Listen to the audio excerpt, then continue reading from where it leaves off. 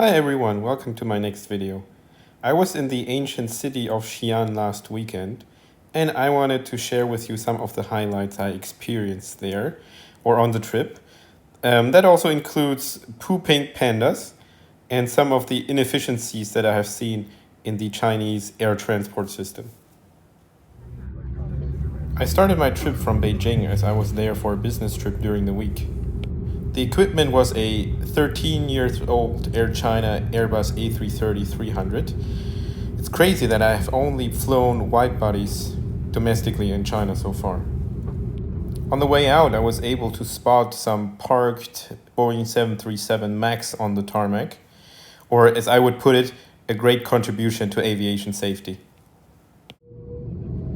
As we prepared for takeoff, you can see this building right in front of the wing with all those flags. This building is for state visits, so probably not used very often recently.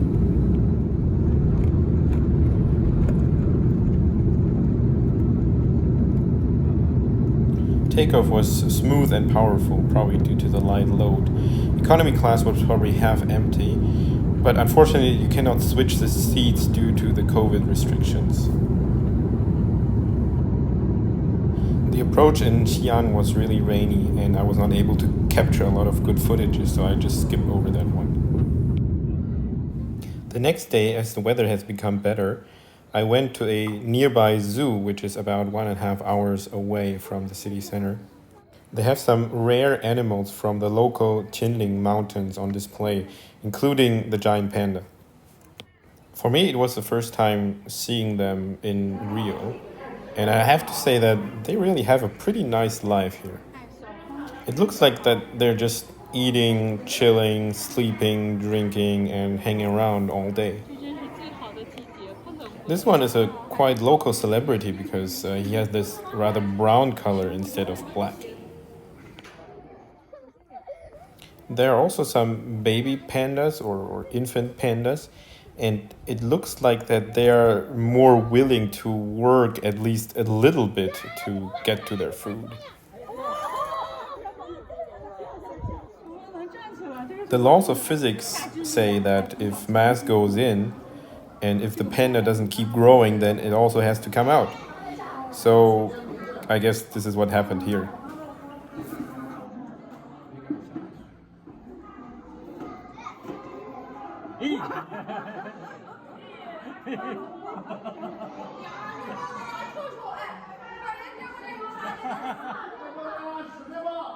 It looks a little bit like corn on the cob, but I just love how the crowd is cheering, and that's also a nice thing about being a panda. Even if you poop, people like it.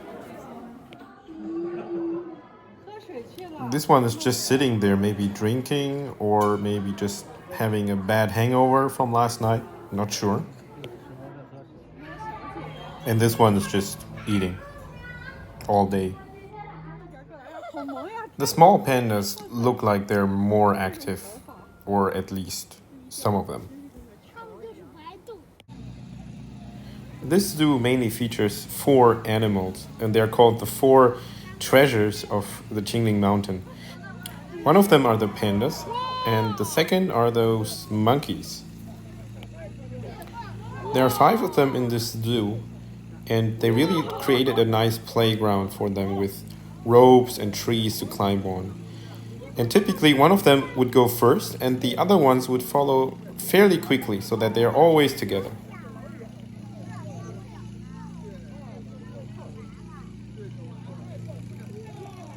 The only thing that's actually missing here are clowns that are supervised by those monkeys, and then we would have a perfect illustration of the Boeing company.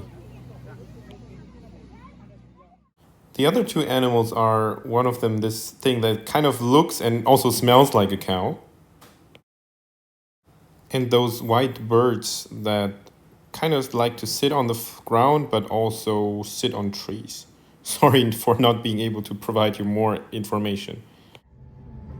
For my trip back to Shanghai, I originally booked a night train, but then I saw that air tickets were on sale and I was able to get a business class ticket on an Airbus A330 of Shanghai Airlines for about 130 euros.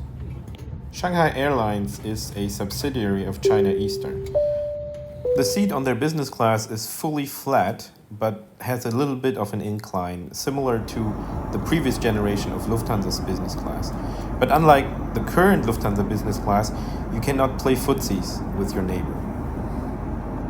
The cabin looks quite outdated, and the in-flight entertainment never worked during the entire flight. But I guess for a 2.5-hour domestic flight, it's probably okay.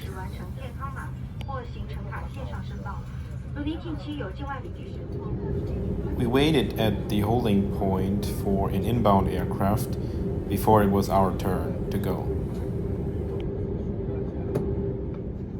And there goes my next domestic wide-body flight in China.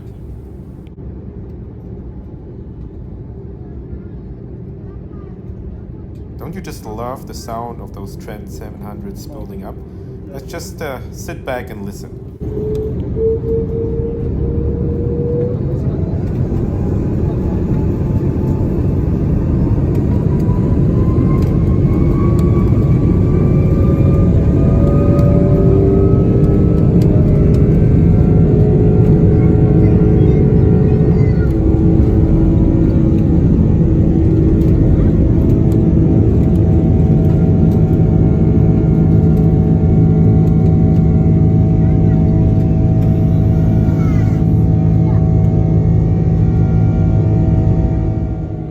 Thanks to the nice weather during departure, I was able to see a lot of Xi'an and the nearby cities.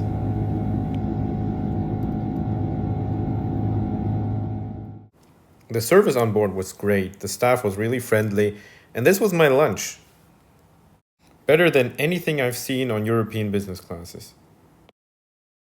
Onboard entertainment was not available, but there was Wi-Fi, and internet access was free for business class passengers.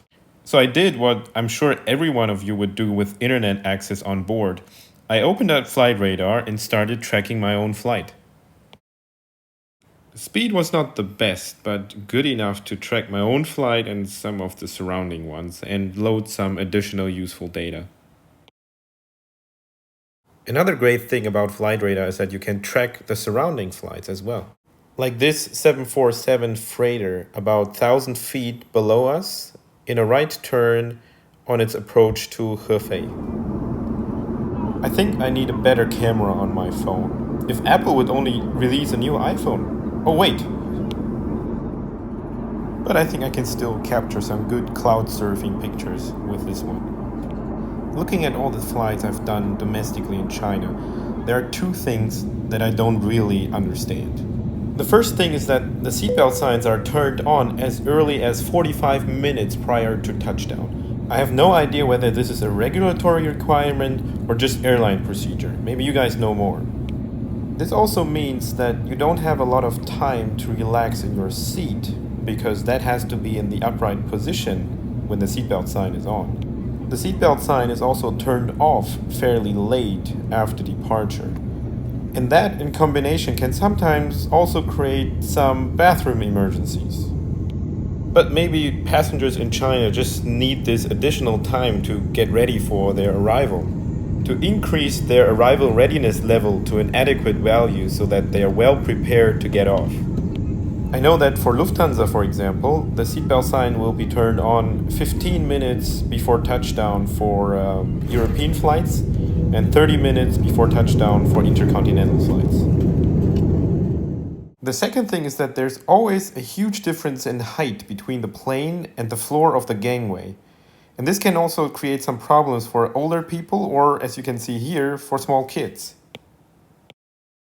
There's a sensor below the door of the aircraft that adjusts the height of the gangway according to the weight of the airplane, which of course changes during boarding and deboarding. But this one is positioned so far away from the door that it doesn't really do anything. Maybe one of you guys know more about the reason behind this.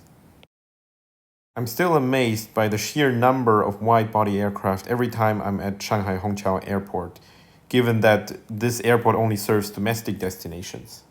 Let's just hope that the pandemic is over soon and that these airplanes will be able to spread their wings and perform the missions that they were designed for. Thank you guys for watching, bye bye, and see you next time.